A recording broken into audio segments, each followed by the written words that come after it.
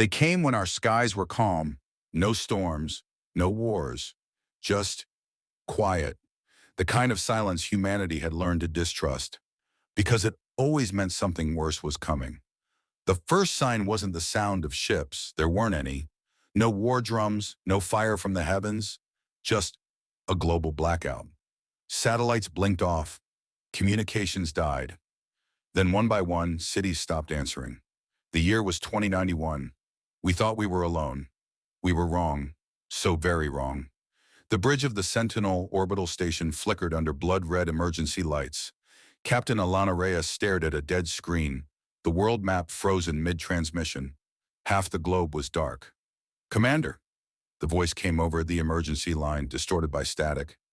"We lost Rio, then Paris, now Hong Kong. No energy signatures, no explosions. They just go quiet." She didn't flinch, didn't blink, didn't breathe. For almost 5 seconds. Then she asked the only question that mattered. "Are we next?" No answer. In the silence, a shape moved across the stars.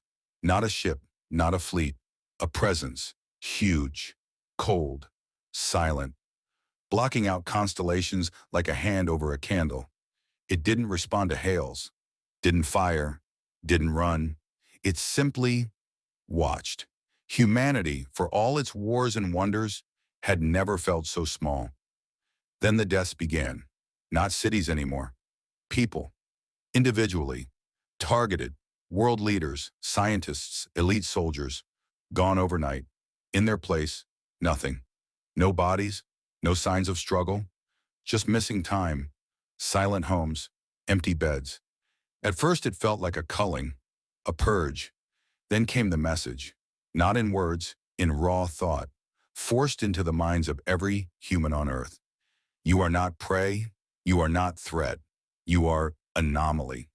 The world reeled. For the first time, it wasn't gods or demons or aliens that terrified us. It was being labeled unclassifiable by something that considered itself the top of the food chain. The apex predator of the stars had found us and didn't know what to make of us. It should have ended there. But we're human. We never do what's expected. Deep in the Sierra Nevada bunker systems, a different kind of meeting was taking place. The last of Earth's defense minds, what remained of the Coalition of Nations War Council, sat in silence. Half of them had lost entire families the night before. A single image hovered above the table. A grainy shot, low resolution. But enough. It was the face of one of them. Tall, coiled muscle, black skin like insect carapace. His eyes flat, void of empathy, mouth full of obsidian teeth. Not reptilian, not mammalian, something older, colder, beyond predation. Because it didn't hunt to eat, it hunted to understand. Then, adapt. Ardere Mallory Aniqui, Chiefman Asui Duizarna.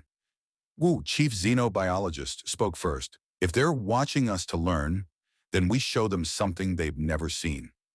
Her words weren't dramatic, not a call to war, not a speech to rally humanity, just a whisper. But it was enough, because humans don't just fight to survive. We fight to be understood, on our own terms. 10 days later, the apex landed. No invasion, no fleets, just one. A single hunter, dropped into Death Valley. Deliberate. Controlled, a test. They wanted to see what we would do. We gave them hell. It wasn't a battalion that greeted it, not tanks or drones, just one man. Sergeant Cole Marin, retired, decorated, broken. He volunteered, no gear, no armor, just boots, a combat knife, and a pulse monitor. Because they were watching, because they needed to see. Cole lit a cigarette under the blistering sun. The thing was already there, waiting. It looked at him like a scientist looks at a lab rat. It took one step forward, then another. Cole didn't move, didn't flinch. He blew smoke into the wind and smiled. "Come on, you ugly bastard." They fought for 17 minutes. The apex didn't use a weapon. Neither did Cole. They didn't speak. They didn't need to. Bones broke, skin tore, blood sprayed the rocks. The thing should have killed him in the first 30 seconds. But it didn't, because Cole adapted. He learned. He countered. He improvised. And when the sun set red behind the canyons, the thing, bleeding and stunned, was on the ground. Cole stood over it, face shattered, arm dislocated, ribs crushed. He spat blood. "Now you've seen us." The apex said nothing, but it looked, really looked. Then it vanished. Not dead, not defeated, just recalibrating. Because for the first time in 1,000 conquests, it had been wounded. Not by a weapon, not by a machine, by a human. And it didn't know why. It wouldn't be the last fight, but it was the last time they underestimated us. They didn't leave. After Cole wounded the first one, they sent more. Not soldiers, not diplomats, scouts, analysts, observers. Each one arrived quietly. Landed in remote places, jungles, deserts, ruins of fallen cities.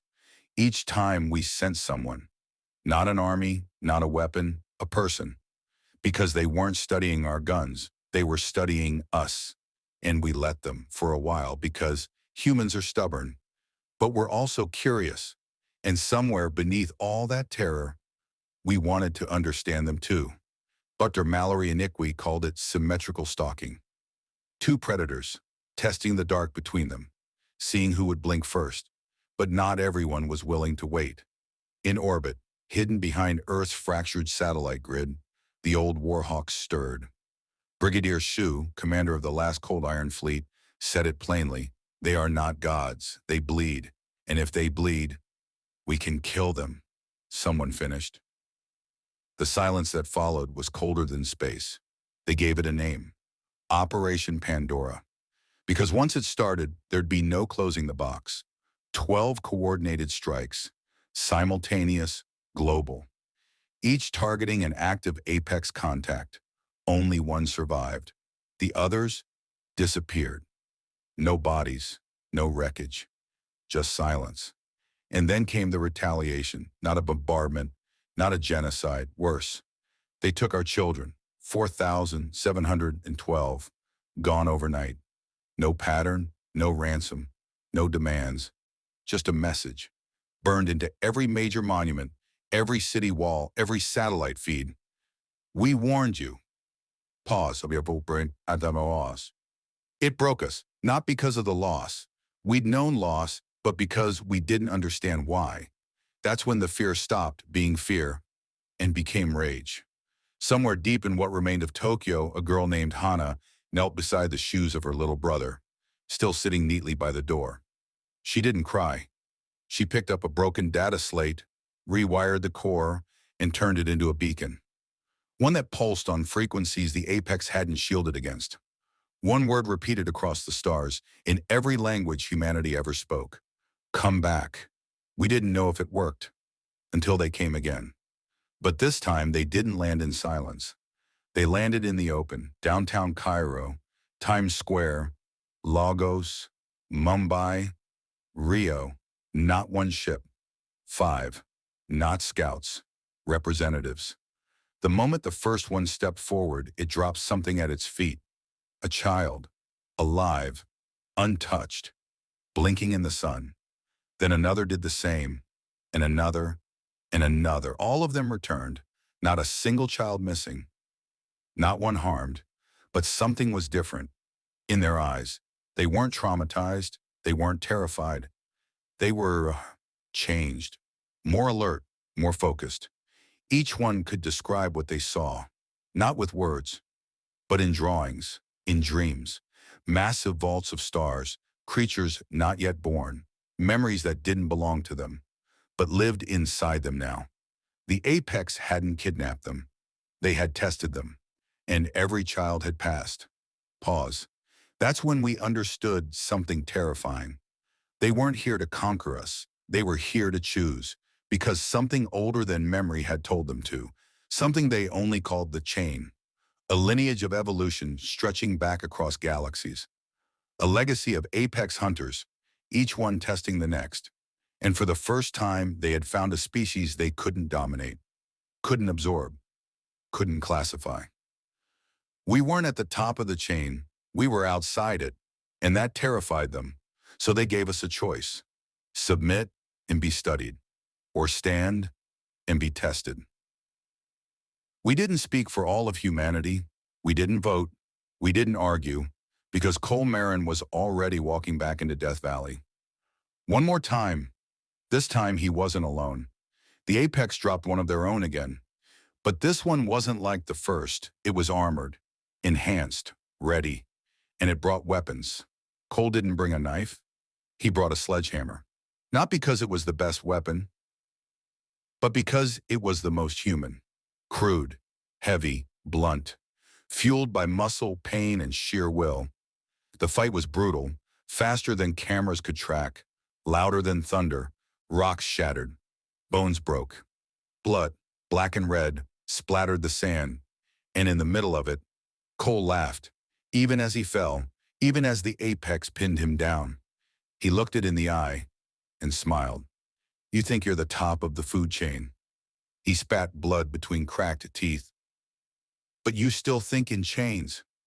Then he drove the handle of the hammer into its eye socket. The Apex shrieked, not in pain, in confusion. It wasn't supposed to feel that. It wasn't supposed to lose. And yet, it did. Cole didn't survive that fight. But neither did the Apex. Two predators, both dead, both changed. And in the silence that followed, the others didn't attack. They bowed to his body, to what he represented, to us. Because at that moment, they understood. Humans don't hunt for sport. We don't kill for status. We fight because we choose to. Because something in us burns when we're told we can't. We are not apex predators.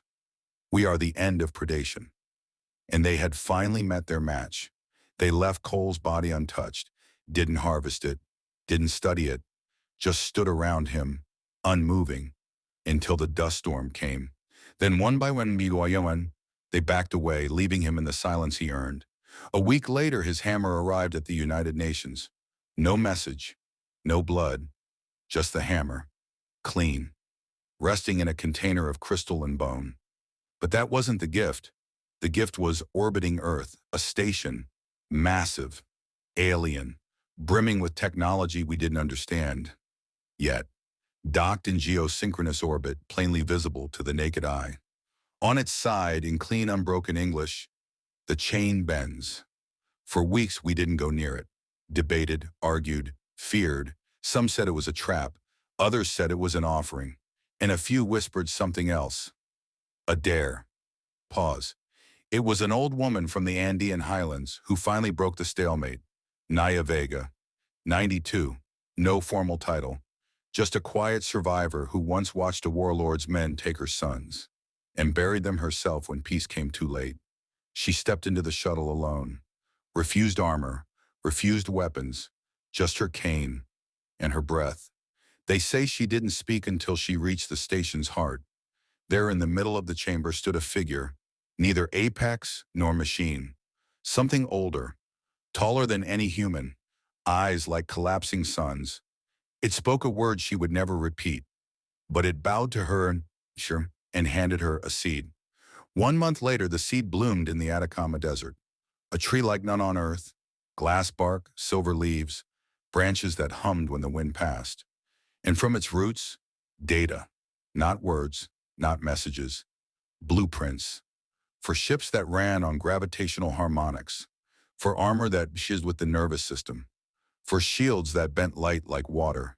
And one more thing, a map, not of stars, of tests, worlds, trials, stations once used to elevate other species, long since fallen, now reactivated. Because the apex weren't the first predators, just the last ones left. Until us. Pause. It didn't happen overnight. We argued, splintered. Some nations refused to take part. Others dove in headfirst, claiming the map as divine right.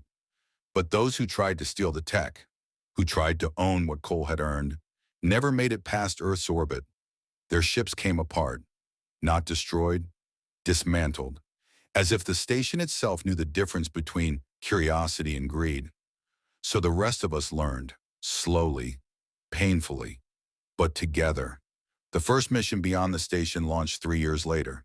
10 humans, different nations, different faiths, different scars, each chosen not for strength, but for how they'd endured. Because that's what the test demanded. Not brutality, balance, not dominance, discipline. The first world they touched had no breathable air, just pressure, fire, creatures made of molten stone. They didn't fight them. They followed them, learned how they moved, how they cooled their shells and ash vents, how they sang to one another by tapping obsidian teeth. When the humans sang back, the planet opened, revealing a vault, another seed, more knowledge, another piece of the chain. It was happening, faster than anyone imagined. Within 5 years, humanity had gone from broken survivors to starfarers. Within 10, we had a seat at the circle, not by invitation, by right. The apex still watched us, but they no longer landed on Earth in silence. They came asking, requesting to study our healers, our poets, our children, and always our soldiers. Because in us, they saw something they'd forgotten. Not just how to fight, but why. We don't rise because we're strong. We rise because we refuse to kneel, even when we lose, even when it costs us everything. Pause. 30 years to the day after Cole fell in the desert, his daughter stood where he died. Her name was Solene, half black, half French, all fire and steel. She didn't cry. She knelt, placed her hand on the sand, listened, and then she whispered, "You broke the chain, Dad. Now we make a new one. From earth, out into the dark. From ashes, into flame. From prey to legend." Pause. They came to hunt us, nymph they follow. Because when apex predators finally met their match, they met us. And they understood. We don't just survive, we ascend. She didn't speak often. Solene Cole, a legend born in silence. While the galaxy debated, traded, and bowed to new treaties, she was training, alone mostly. Not because she didn't trust anyone, but because what came next required something more than politics. She knew what her father had given, and she knew it wasn't over. The apex weren't the top of the food chain because they were loud. They didn't scream when they killed. They watched. They waited. And when they struck again, it wouldn't be on Earth. It would be everywhere else. We were evolving. But so were they. New tactics, new breeds. They were adapting to us. The real war hadn't ended. It had just begun. Pause. It started on a fringe colony orbiting Epsilon Thorn. One moment, it was a thriving joint settlement between 3 species. The next, glass, not burned, not bombed, just gone. Everything smooth, perfect, like a sea of frozen mercury. Our tech didn't detect a weapon. There were no signatures, no survivors, just a symbol. Carved 30 kilometers across the surface, a human spine, snapped, not stylized, not symbolic, real. A challenge. Short pause. Solene responded with one ship. No war fleet, no escort. She went alone, just like her father. The apex were waiting, not a scouting party, not even an ambush. A fleet, an armada of their new breed, sleek, silent, too fast for our missiles, too quiet for our radars. But Solene wasn't there to fight conventionally. She let them see her, broadcast her location, open comms in every known apex dialect, and said one sentence: "You evolved to beat our machines. Let's see how you do against our ghosts." Pause, low rumble cue. Her ship split open, deliberately, exposing its core, and from it emerged them, Project Wraith, humans who had trained, fought, and died on a dozen impossible worlds, rebuilt for the war they knew was coming. No engines, no life support, no signals. They moved in vacuum as if it were an ocean. One by one, they boarded apex cruisers, without guns. They tore through the ships from the inside, unmarked, untraceable, invisible to the machines that were supposed to predict us. One cruiser tried to retreat. It didn't make it past its own moon. Another tried to surrender. The Wraiths didn't kill them, they let them go. Intact, panicked, and changed. Because Selene didn't just want to win. She wanted them to see what humans became when pushed past extinction. What we became when we learned. Pause. The war didn't resume. It paused. The apex called it something untranslatable. Closest word is reckoning between. We called it the quiet sky. No one spoke openly. No declarations. No demands. But the stars held breath. Everyone knew something had shifted. Because it was no longer about who had bigger guns. It was about who could adapt faster. And humans, we don't just adapt. We absorb. We take pain, war, loss, and fire and turn it into something sharp, something beautiful. Pause, softer tone. In the ruins of a shattered apex moon, Solene found something unexpected. A nursery, empty, but not abandoned. The walls were covered in etchings of humans, primitive, childlike, but unmistakably us. One drawing in particular showed two figures, a towering apex soldier and a little girl, holding hands. Above it, one phrase in early human apex trade glyphs: if we cannot kill them, then we must become them. Selene didn't destroy the nursery. She left a beacon, a message, not of surrender, of invitation. To those who remember mercy, come find us. Long pause. 50 years later, I stand where she once stood. I am not a soldier. I am not a killer. I am her grandson. And I speak now, not as a warning, but as a witness. We do not claim the stars through fear. We do not rule with blades. We rise through what hurts, through what we've lost, through what we refuse to become. Because when the galaxy sent its finest predators to consume us, they didn't find prey. They found mirrors, and they didn't like what stared back. We still bleed. We still fail. But we are human, and we remember everything. Pause, slow, rising crescendo. From Earth's first scream, to Cole's last breath, to Solene's final message written into the fabric of a dying sun. We are the chain now, and we will never be broken.